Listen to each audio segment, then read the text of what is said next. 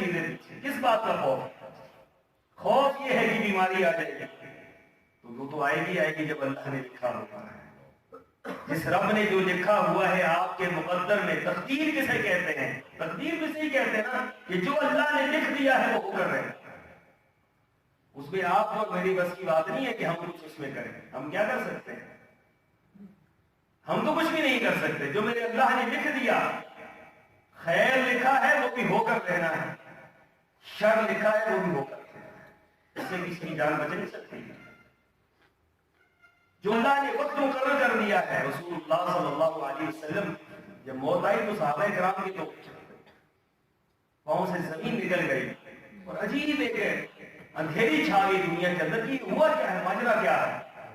ایک آواز آئی، صحابہ فرماتے ہم نے آواز سنی لیکن آواز کس کی ہے یہ ہمیں پتہ نہیں چلا، غیرت سے آواز تھی۔